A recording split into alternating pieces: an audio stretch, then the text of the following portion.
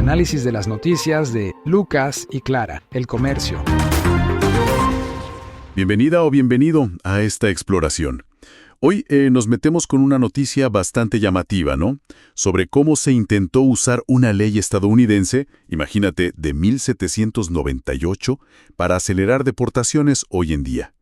La fuente es un artículo que, reporta una decisión judicial clave. Sí, exacto. El meollo del asunto, digamos, es que un tribunal federal de apelaciones le puso un freno a un intento de la administración Trump de usar la ley de enemigos extranjeros, y el objetivo eran migrantes venezolanos. Se les acusaba de pertenecer al Tren de Aragua.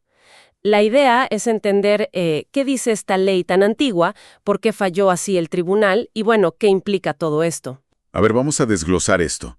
Se intentó aplicar esta ley de enemigos extranjeros. Trump la invocó en marzo pasado. El argumento era que había una, y cito, invasión depredadora, que la estaban llevando a cabo miembros del Tren de Aragua, esta banda criminal, ¿no? Sí, y lo fascinante aquí es justamente eso, la antigüedad y lo específica que es esa ley de 1798, la Alien Enemies Act, o AEA. Hay que pensar en el contexto, ¿no? Se hizo cuando casi había guerra con Francia. La ley es súper específica. Solo permite expulsar o detener ciudadanos de una nación hostil, pero tiene que haber una guerra declarada por Estados Unidos contra esa nación. O la otra opción es que una potencia extranjera haga una invasión o incursión depredadora contra Estados Unidos. Y ojo, con una fuerza armada y organizada. Esas son las condiciones, muy estrictas.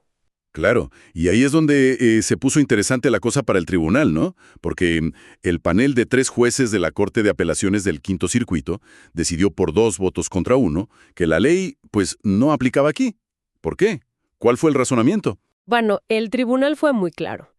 Argumentaron que incluso si aceptamos que un país extranjero estuviera, digamos, fomentando la migración ilegal, que además, ojo, tampoco se probó formalmente en este caso, eso no es lo mismo que cumplir el requisito de la ley.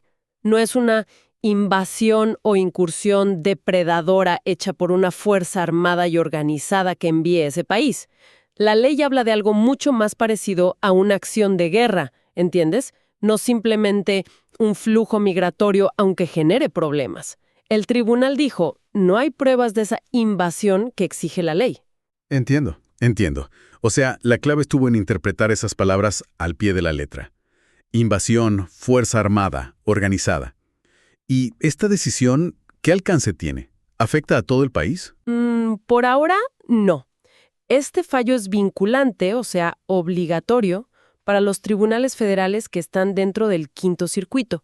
Eso incluye estados fronterizos muy importantes como Luisiana, Mississippi y Texas. Ahí, en esos estados, no se puede usar la AEA de esta forma, a menos que, claro, la Corte Suprema de Estados Unidos decida revisar el caso y diga otra cosa. Pero eso, no se sabe si va a pasar. Ya. ¿Y sabemos quién llevó este caso a los tribunales? ¿Quién presentó la demanda? Sí, fue la ACLU, la Unión Estadounidense por las Libertades Civiles. Y como era de esperarse, celebraron el fallo. Para ellos, esto confirma algo importante. Que el presidente no puede simplemente decir hay una emergencia militar y empezar a usar poderes así, tan fuertes, como los de la AEA, sin cumplir al pie de la letra con lo que dice la ley.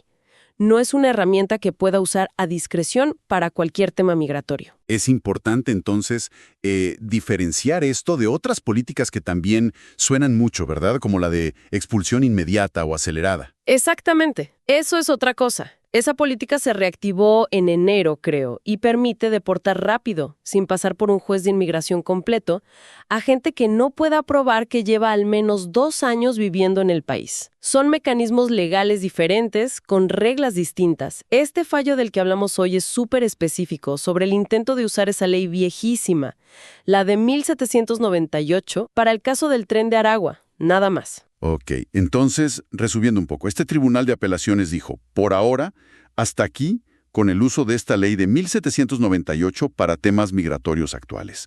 El mensaje es que no se pueden usar leyes pensadas para guerras declaradas o invasiones militares formales para enfrentar los desafíos de la migración de hoy, por más serios que sean.